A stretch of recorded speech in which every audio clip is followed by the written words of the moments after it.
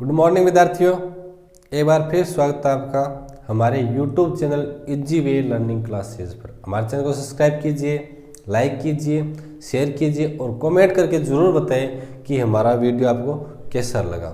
और आज हम इस वीडियो के अंदर 10.1 के जो हमारे बिंदुपत्र अध्याय है 10 नंबर, उसका 10.1 का 3 नंबर सवाल से आगे हल करेंगे। और इसके पिछले वाले वीडियो के अंदर हमने इसकी 10वीं प्रणाली जो बिंदुपत्र है उसके बारे में हमने अध्ययन किया था और 1 और 2 नंबर सवाल भी हल किए थे।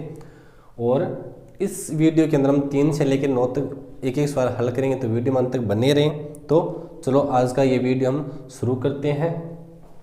तो 3 नंबर सवाल क्या है अपना कि 3 असमरेख बिंदु ए बी सी के समदूरस्थ बिंदुओं का बिंदुपत्र क्या होगा।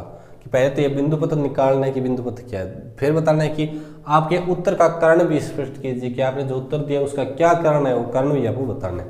तो सबसे पहले हमें दिया हुआ क्या है वो देखते हैं। क्या दिया हुआ है, दिया हुआ क्या दिया हुआ है भैया कि ए बी सी 3 असमरेख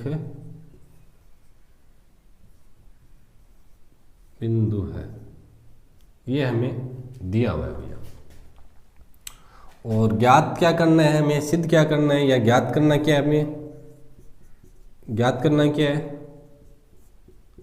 ज्ञात करना है कि ए बी सी से समदूरस्थ बिंदुओं का बिंदुपत्र,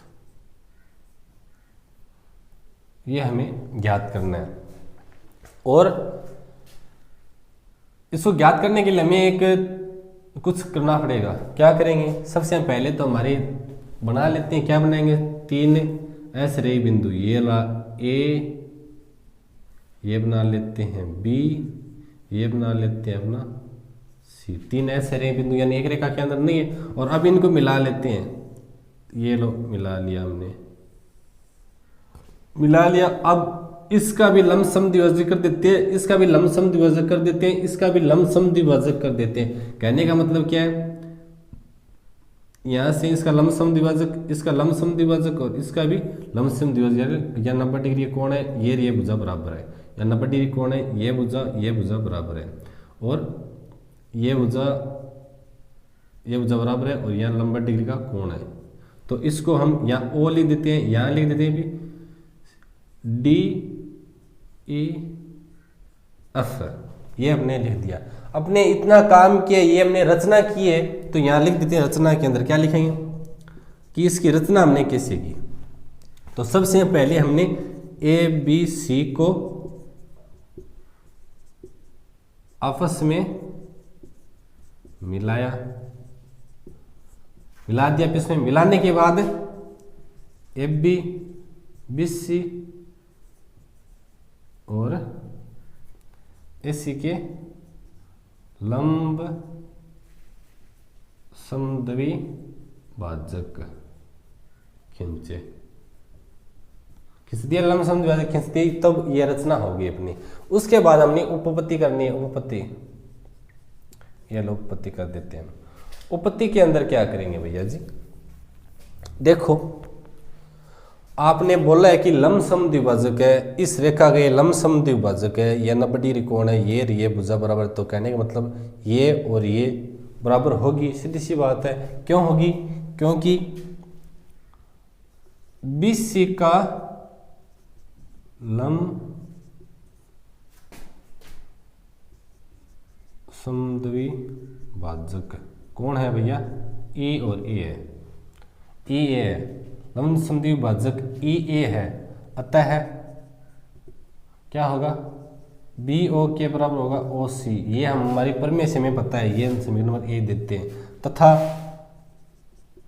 इस भुजा के अंदर भी बात कर लेते हैं, कौन सी, ए बी की भुजा के अंदर। ए बी भुजा के ऊपर लंब कौन सा है भैया जी, लमसम द्विभाजक कौन सा है, डी सी, डी और सी।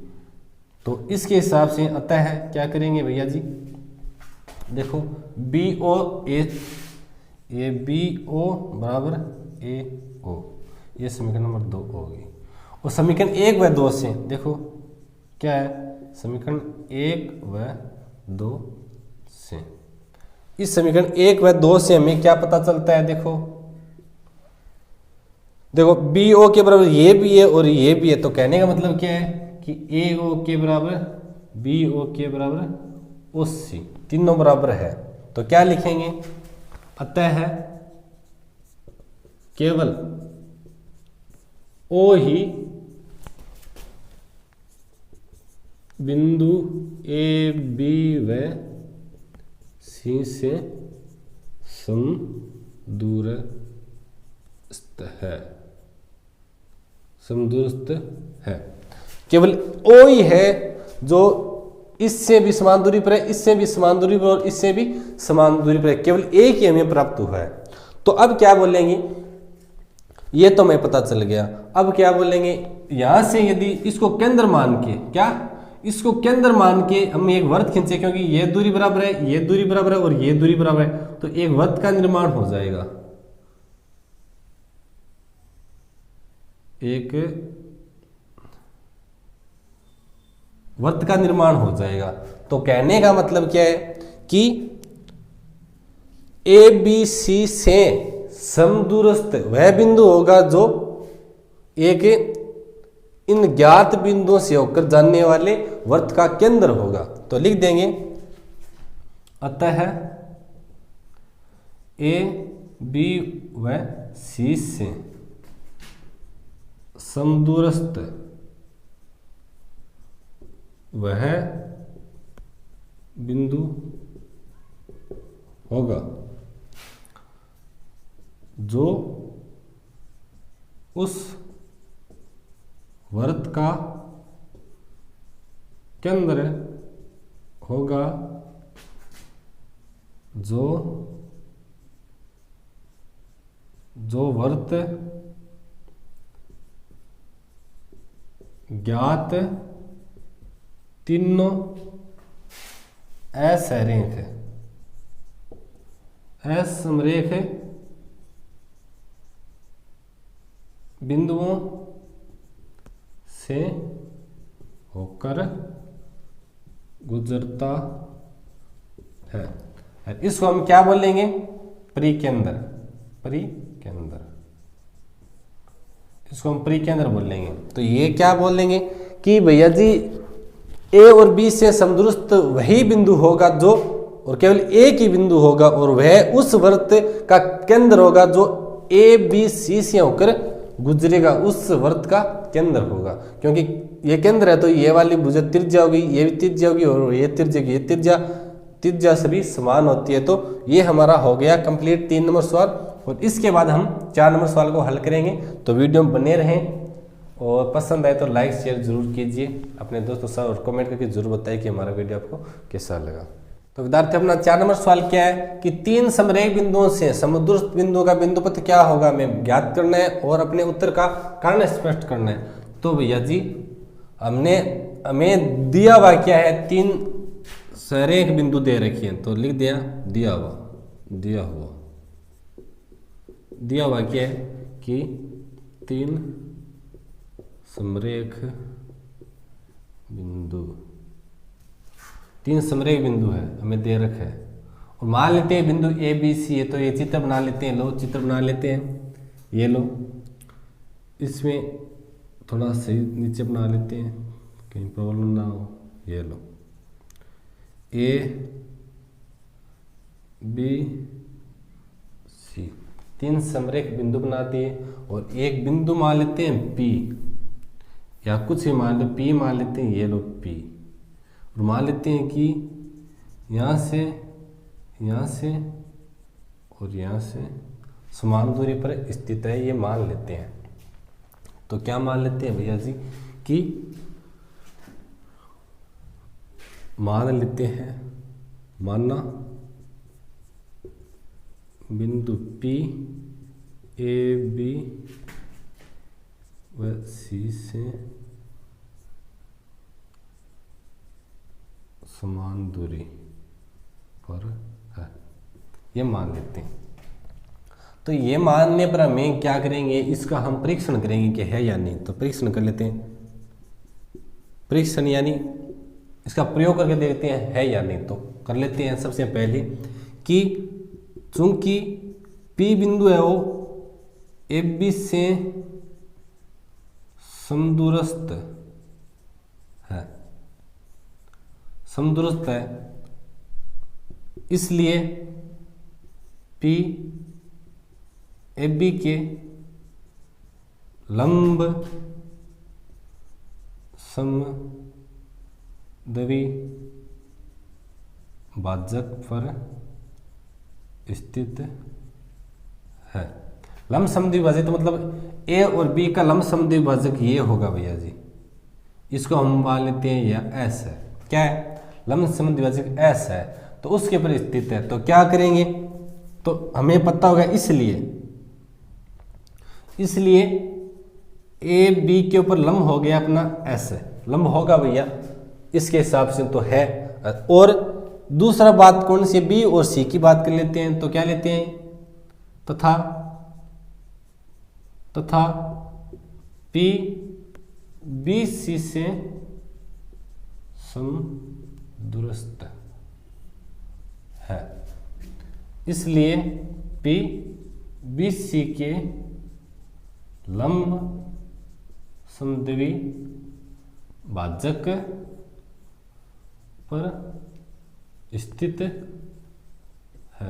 तो इसका लंब समद्वि भाजक बना लेते हैं क्या, इसका लंब समद्वि भैया टी हो गया। क्या हो गया, टी मान लेते हैं कि इसका लंब समद्वि भाजक टी है।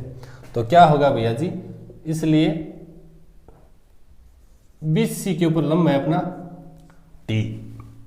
तो ये हमारी समीकरण 1 थी, ये हमारी समीकरण नंबर 2 थी।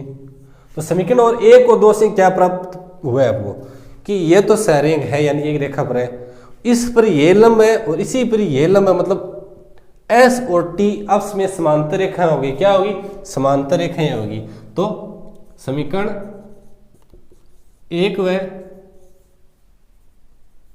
2 से S समांतर है T के, ये हमें पता चल गया। और S और T जब समांतर हो जाए तो इनका कॉमन कोई भी बिंदु कॉमन नहीं होगा, क्योंकि ये रेखा इधर चल रही है, ये रेखा इधर चल रही है, तो इनके बीच में कोई कॉमन बिंदु हो ही नहीं सकता। इस रेखा का बिंदु इस रेखा पे कभी नहीं होगा, और इस रेखा का बिंदु इस रेखा पर कभी नहीं होगा। कहने का मतलब क्या है, इस और इस रेखा का यदि हमें कॉमन बिंदु निकालें तो कभी भी नहीं निकल सकता। तो क्या लिखेंगे, अतः 3 समरेख बिंदुओं से समदूरस्थ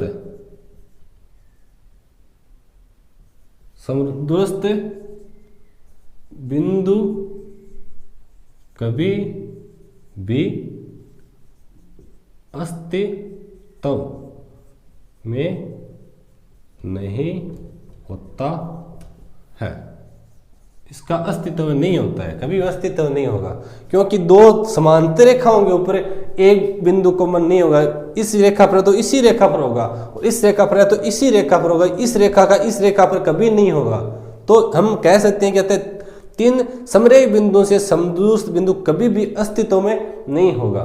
तो इसका हल हो गया 4 का। इसके बाद हम 5 का हल करेंगे, तो वीडियो में बने रहें, और वीडियो पसंद है तो लाइक शेयर जरूर कीजिए। तो विद्यार्थी अपना 5 नंबर सवाल क्या है, सिद्ध कीजिए कि A और B बिंदुओं से होकर जाने वाले वृत्तों के केंद्रों का बिंदुपथ रेखाखंड AB का लंब अर्धक है। ये हमें सिद्ध करना है।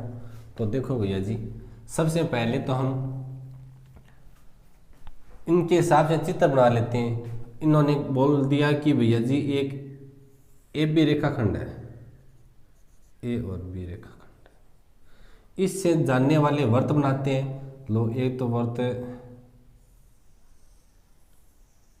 इधर बना लेते हैं, और ये वृत्त बना लेते हैं, और इनका इसका केंद्र ये है और इसका केंद्र ये है, इनको भी हम मिला लेते हैं। इसको हम P और इसको हम Q दे देते हैं नाम। ठीक है, तो अब देखते हैं, ये हमारा चित्र है, क्योंकि बोल दिया है कि ए बी बिंदुओं से ये भी वृत्त जा रहा है और ये भी वृत्त जा रहा है, इसका केंद्र ये है और इसका केंद्र ये है, और केंद्र का बिंदु, ये जो केंद्रों को मिलाने वाली जो रेखा है ये ए बी को लंबवर्धक विभाजित करती है, ये हमें सिद्ध करना है या नहीं।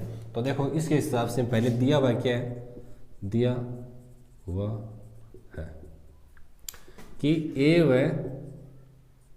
बी से जाने वाले वृत्तों के केंद्र P व Q है, ये हमें दे रखा है। उसके बाद हमें सिद्ध करना क्या है, सिद्ध करना है कि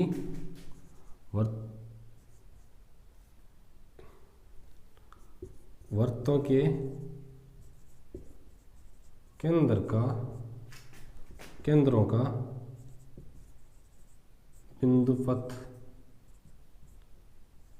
बिंदुपथ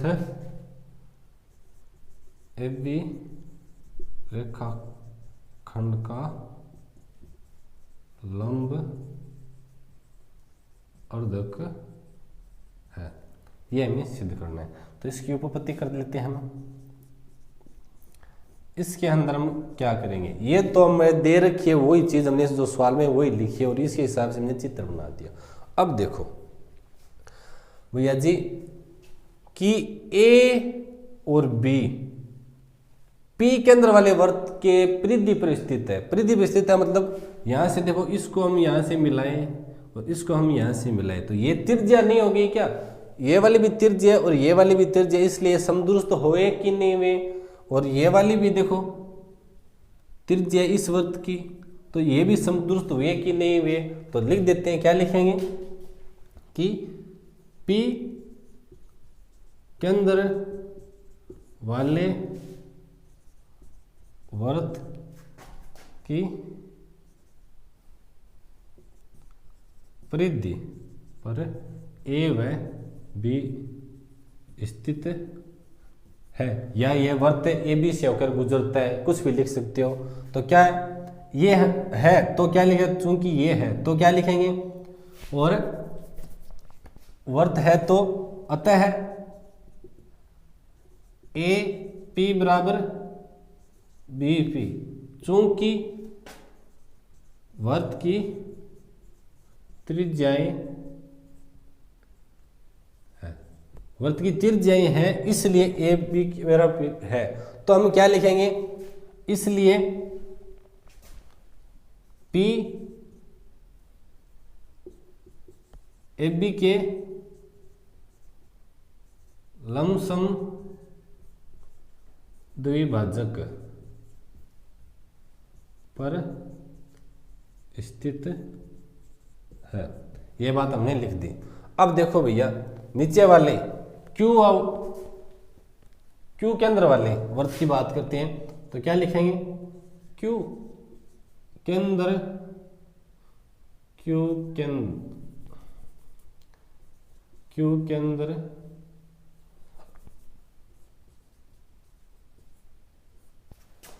वाले वृत्त की परिधि पर ए व बी बिंदु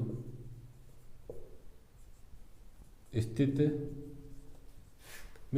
तो क्या लिखेंगे भैया, ये बिंदु स्थित है तो हम बता देंगे कि अतः ये बिंदु स्थित है तो हम कह देंगे भैया क्यू ए बराबर क्यू बी, चूंकि त्रिज्याएं है, ये इस वृत्त की त्रिज्याएं हैं दोनों, तो इसे बराबर हो गया। सीधी सी बात है भैया कि वृत्त की त्रिज्या आपस में बराबर होती है हमेशा। तो क्या लिख देंगे, इसलिए क्यू एफ बी के लंब समद्वि भाजक पर स्थित है। ये हमें पता चल गया कि इन दोनों से हम कह सकते हैं अतः P व Q एफ बी के लंब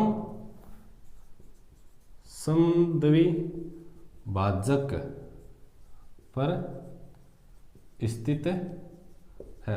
इन दोनों से हम कह सकते हैं, क्योंकि P भी स्थित है इसके लंब समद्विभाजक और Q भी इसके लंब समद्विभाजक कह सकते हैं। P और Q दोनों भी AB के लंब समद्विभाजक होंगे। तो हम क्या लिख देंगे कि वृत्तों के केंद्र P और Q का बिंदु पथ AB रेखाखंड लंबवर्धक है। तो लिख देंगे इसलिए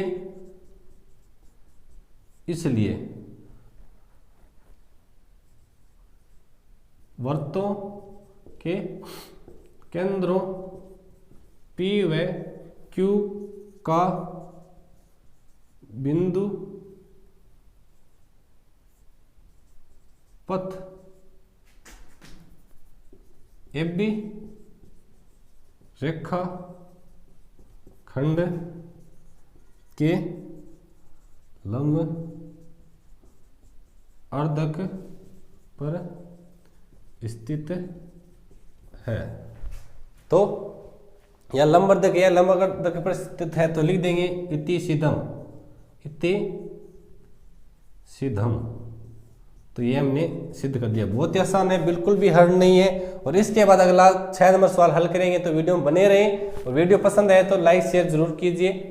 तो विद्यार्थियों अपना 6 नंबर सवाल क्या है कि दी गई आकृति, इस आकृति में विनिष्ट आधार BC, ये BC आधार और विनिष्ट आधार BC पर रेखा BC के विपरीत और यानी विपरीत यानी ऊपर और नीचे दो समद्विबाहु यानी ये ऊपरला त्रिभुज और नीचे वाला त्रिभुज देखो PBC और दूसरा है QBC, ऊपर वाला और नीचे वाला स्थित है। आपको दिखाई दे रहा है, ये तो इतना तो है। तो सिद्ध कीजिए कि PQ को मिलाने वाली रेखा, जो ये रेखा है PQ वाली जो रेखा है, ये O से होकर जा रही है, ये रेखा BC को, इस B और C को या समकोण तथा ये भाग और ये भाग या दोनों बराबर समद्विभाजित करती या नहीं करती, ये हमें सिद्ध करना है। तो सबसे पहले हमें दिया हुआ है वो लिख लेते हैं, उसके बाद बात करते हैं आगे। तो हल सबसे पहले दिया हुआ है, क्या दिया हुआ है भैया कि दो समद्विबाहु त्रिभुज, दो समद्विबाहु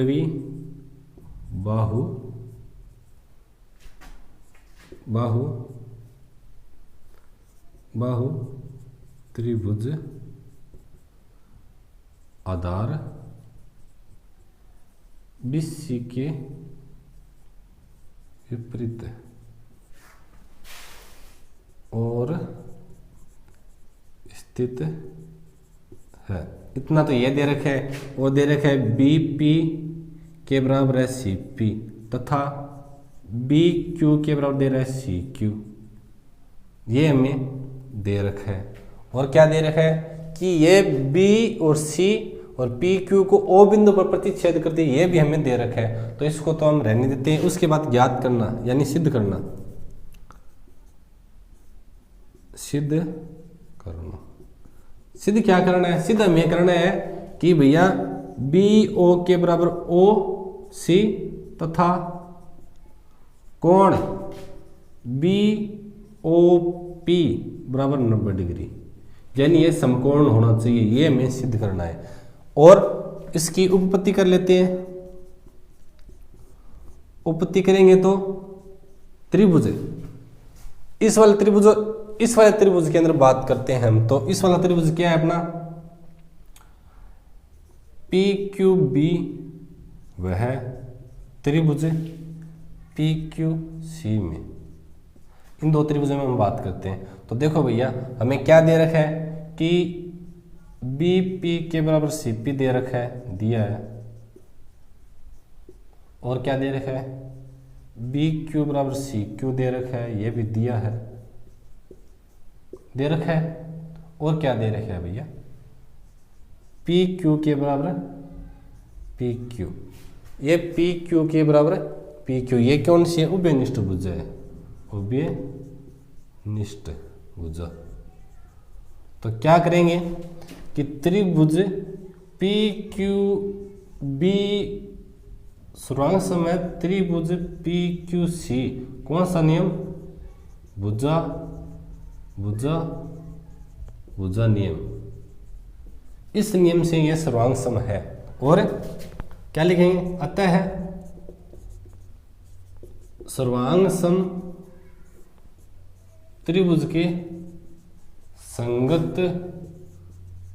कोण बराबर होते हैं संगत कोण। संगत कोण मतलब ये कोण इस कोण के बराबर है, ये कोण इस कोण के बराबर है, तो लिख देंगे कोण BPO के बराबर है कोण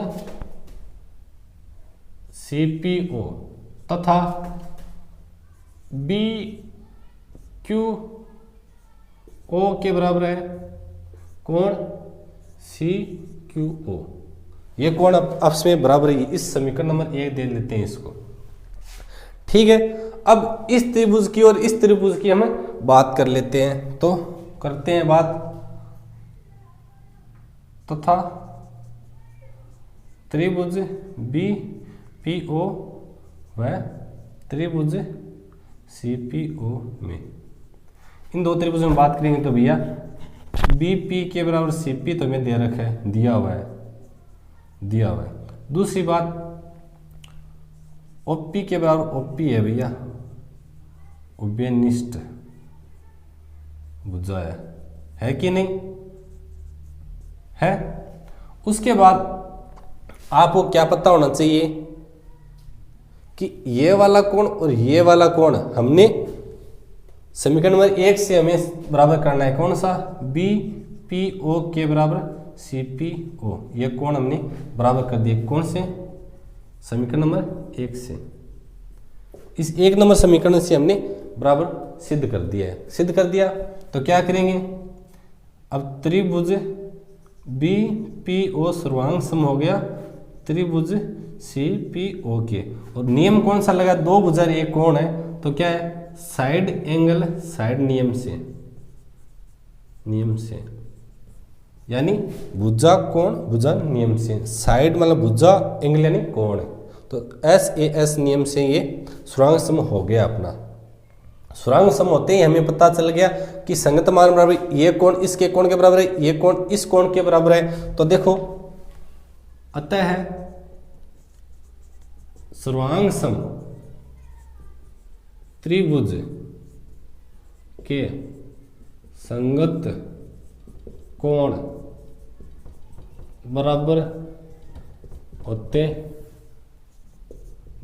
तो क्या करेंगे भैया जी, देखो कोण BOP के बराबर COP है बराबर है, तथा कोण BOP प्लस COP बराबर 180 डिग्री रेखिक कोण युग्म। रेखिक कोण युग्म है कि नहीं, देखो ये वाला कोण है, ये वाला और ये वाला कोण रेखिक कोण युग्म है। रेखिक कोण युग्म का 180 मान है। तो भैया जी ये वाला हो गया, तो हम कह सकते हैं भैया जी कौन सा, BOP के बराबर 90 डिग्री। और यही हमें सिद्ध करना था, लिख देंगे इति सिद्धम।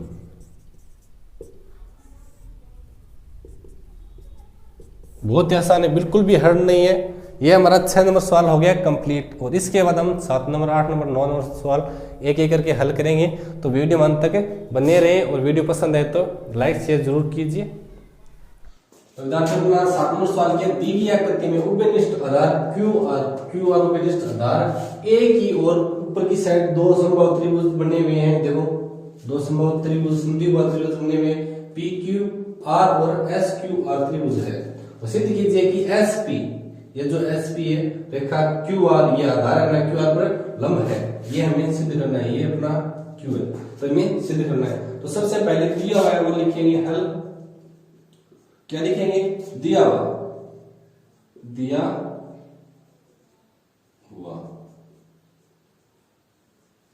में क्या है वो लिखेंगे। तो देखो सबसे पहले दिया हुआ है कि एक आधार है और इसके एक ही तरफ दो समद्विबाहु त्रिभुज दिए हुए हैं। तो लिख देंगे भैया क्या दे रखा है कि आधार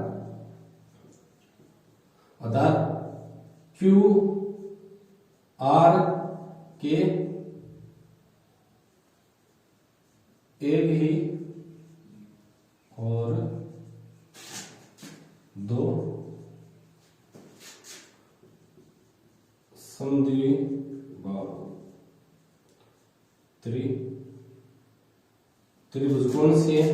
एक तो पी क्यू आर और दूसरा त्रिभुज है एस क्यू आर है। समबाहु त्रिभुज अतः है। इससे क्या पता है कि क्यू एस बराबर है आर एस और क्यू पी के बराबर है आर पी। ये हमें पता है इस त्रिभुज की वजह से। उसके बाद सिद्ध क्या करना है? सिद्ध करना क्या है कि एस पी रेखा क्यू आर की लंब अर्धक है। अब उपपत्ति के अंदर क्या करेंगे? तो भैया जो उपपत्ति के अंदर क्या करेंगे, देखो ये हमने प्रमेय सिद्ध की थी। तो उस प्रमेय के हिसाब से क्या है, हम जानते हैं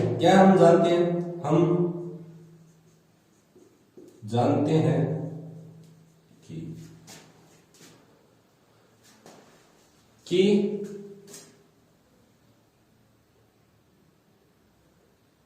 एस पी बिंदु का बिंदुपथ है, या हम जानते हैं कि 2 दिए गए बिंदुओं से समदूरस्थ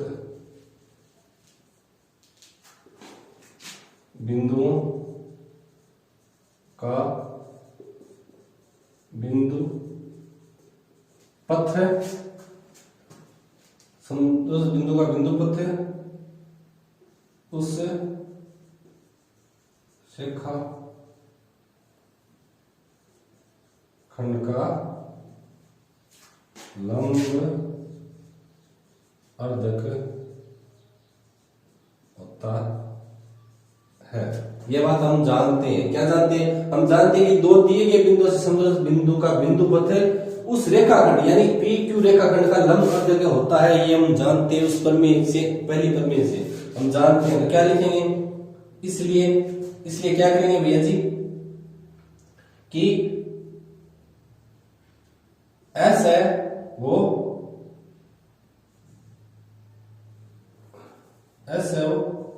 क्यू आर से समदूरस्थ है। और समदूरस्थ है तो क्या है? एस क्यू आर के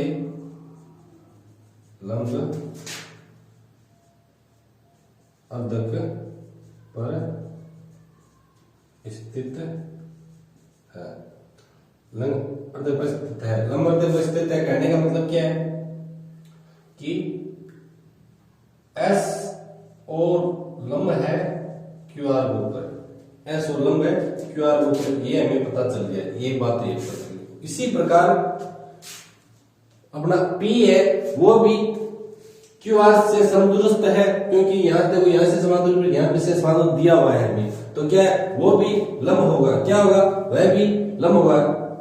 तो क्या लिख देंगे? तो इसी प्रकार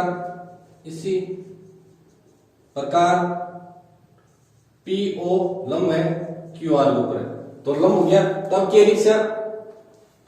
हमें कुछ लिखना नहीं है, सिर्फ यही बात बोलेंगे कि सबसे पहले कि भैया इस पे ये लंब है और इस पे ये लंब है, तो एस पी बी इसको क्यू आर को लंब समद्विभाजित करेगा, या बोल देंगे अतः एस पी रेखा क्यू आर का लंब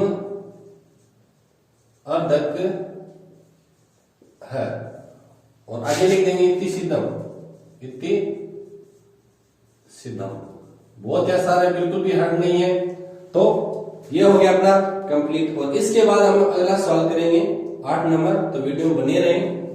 तो विद्यार्थी अपना 8 नंबर सवाल क्या है कि दी गई आकृति में कोण P, जो कोण P ऊपर दिखाई दे रहा है, ये कोण P, इसका अर्धक है P और S है। ये अर्धक मतलब ये कोण और ये कोण दोनों बराबर है, हमें दे रखा है, और भुजा इस पे एस पे प्रतिच्छेद करती है, और एस एन पी क्यू पर लंब है, और एस एम पी आर पर लंब है, खींचे गया लंब है में दे रखा है। और सिद्ध कीजिए कि एस एन और एस एम बराबर है या नहीं।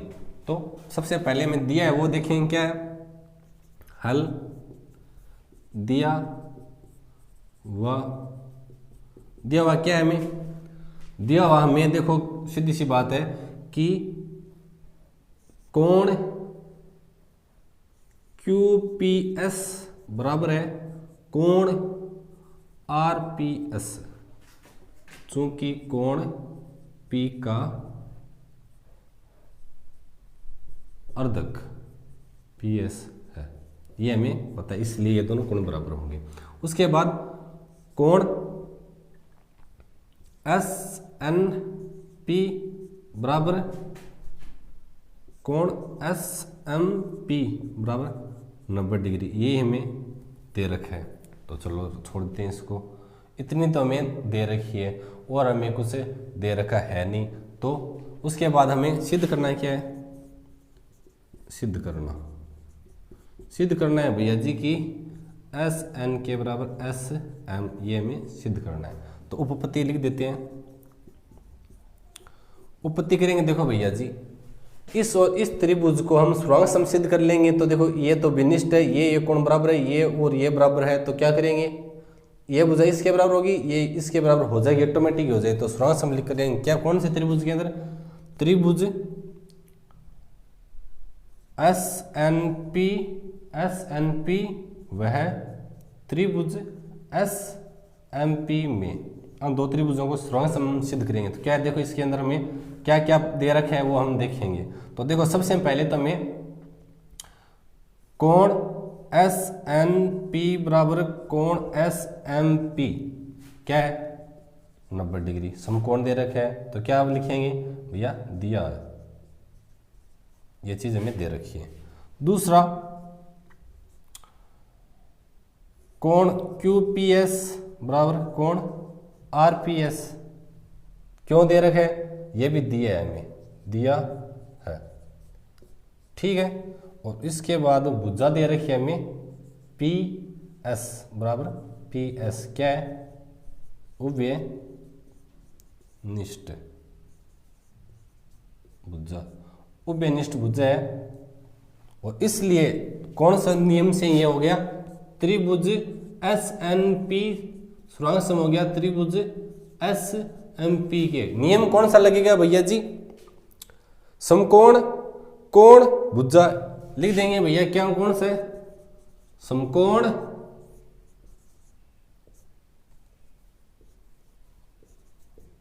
भुजा कोण। इस नियम से यह सर्वांग सम हो गया। और सर्वांग सम त्रिभुज की संगत भुजा और संगत कोण सभी बराबर होते हैं। तो लिख देते हैं क्या, अतः है सर्वांग सम त्रिभुज की संगत भुजा और संगत कोण समान होते हैं, समान होते हैं। ये बात हमें पता है, इसलिए हमने ये सुरांग सम कर दिया। और ये होते हैं इसलिए क्या करेंगे, इसलिए PN के बराबर हो गया PM और NS बराबर MS और कोण NSP बराबर कोण MSP, ये भी हमें बराबर हो गए। तो हमने ये सिद्ध कर दिया कि ये बराबर है कि नहीं। तो अतः है NS बराबर MS, और ये क्यों है, सर्वांग सम त्रिभुज की संगत भुजा, संगत भुजा है, इसलिए ये दोनों बराबर है। और लिख देंगे नीचे इति सिद्धम। बहुत ही आसान है, बिल्कुल भी हार्ड नहीं है। तो ये हो गया अपना 8 नंबर सवाल। और इसके बाद सवाल हमारा इस अध्याय का अंतिम सवाल है, 9 नंबर वो हल करेंगे। तो वीडियो में बने रहें और वीडियो पसंद है तो लाइक शेयर जरूर कीजिए। तो बताते अपना 9 नंबर सवाल क्या है। दी गई आकृति में ये आकृति दे रखी है, ए बी सी, ये कौन है, ये कौन दे दिया, बी ए और बी सी से समदूरस्थ, यानी इससे और इससे समान दूरी पर कोई बिंदु होना चाहिए। और इस कोण के अंत भाग में यहाँ कोई बिंदु में ज्ञात करना है, उस बिंदु का बिंदु पथ हमें ज्ञात करने की, यहाँ कोई बिंदु लिखना है और उसका बिंदु पथ हमें ज्ञात करना है। यहाँ जो भी बिंदु हम मानेंगे उसका बिंदु पथ हमें ज्ञात करना है। तो सबसे पहले दिया हुआ क्या है वो लिखेंगे, उसके बाद हल करते हैं। देखो हल दिया है, दिया है क्या है कि कोण ए बी सी दे रखा है हमें और कुछ नहीं दे रखा है। दूसरा क्या दे रखा है और ज्ञात क्या करना है, ज्ञात करना है क्या है कि बी ए व बी सी से समदूरस्थ तथा कोण ए बी सी के अंत भाग में किसी बिंदुओं का बिंदु पथ, ये हमें ज्ञात करना है। तो उत्पत्ति कर लेते हैं या ज्ञात कर लेते हैं इसको। तो ज्ञात करेंगे तो सबसे पहले हमें क्या, एक रचना और कर लेते हैं। पहले इसकी थोड़ी रचना और करनी पड़ेगी, तो रचना लिख देते हैं। रचना में क्या करेंगे, रचना में सबसे पहले यहाँ बिंदु P मान लेते हैं। ये लो बिंदु P मान लिया बिंदु P, और P से इस पे भी लंब डाल देते हैं और इस पे भी लंब डाल देते हैं। लंब डाल दिया और क्या है, लंब डालने के बाद यहाँ से B से P को मिला देते हैं। ये लो मिला दिया। तो इतनी हमने रचना की है। तो रचना के अंदर क्या लिखेंगे कि बिंदु P से BA व BC पर लंब क्रमशः, या M लिख देते हैं या N लिख देते हैं, क्रमशः OM व नहीं PM व PN डाल दिए लंब। और लंब डालने पर, और एक बात हमें क्या दिया हुआ क्या है, इसके अंदर दे भी रखा है कि भैया कि MP के बराबर NP है, दे रखा है कि समदूरस्थ होना जरूरी है। तो ये तो हो गया, इतना तो हमें पता चल गया। और हमें क्या है, देखो BA के ऊपर ये हो गया PM, चलो ठीक है अपना हो गया। अब क्या करेंगे, अब उसकी उपपत्ति करते हैं। अब इसकी उपपत्ति के अंदर चलते हैं कि हमें क्या कुछ मिलता है या नहीं मिलता है। तो सबसे पहले इस त्रिभुज और इस त्रिभुज की बात कर लेते हैं हम। तो त्रिभुज BMP व त्रिभुज BNP में क्या है, देखो सबसे पहले तो MP के बराबर NP ये दिया है कि समदूरस्थ होना चाहिए, हमें दे रखा है, दिया है, चलो ठीक है।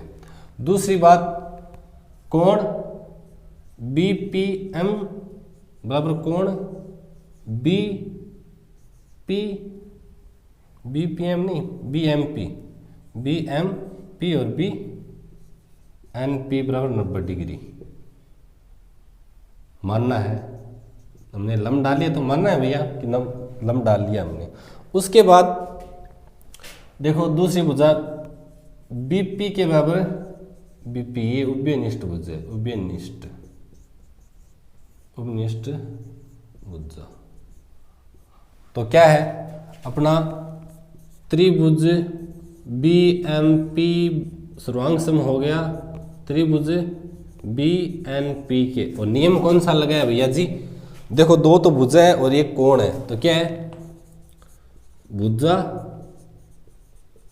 समकोण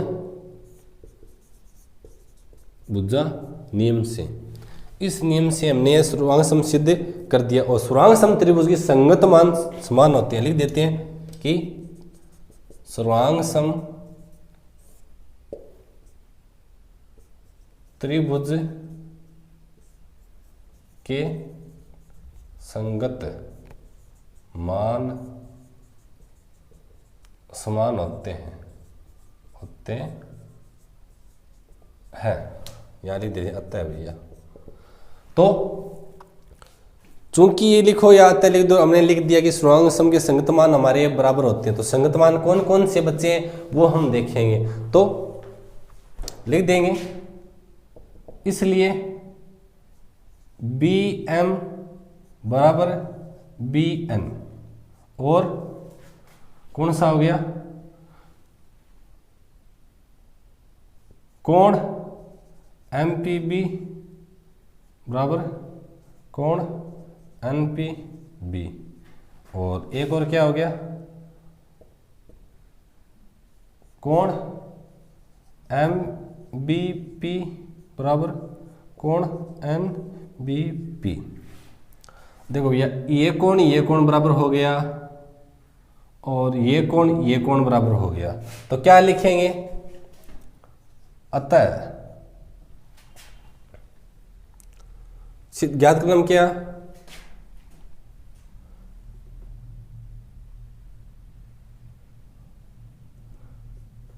बी ए व बी सी से समदूरस्थ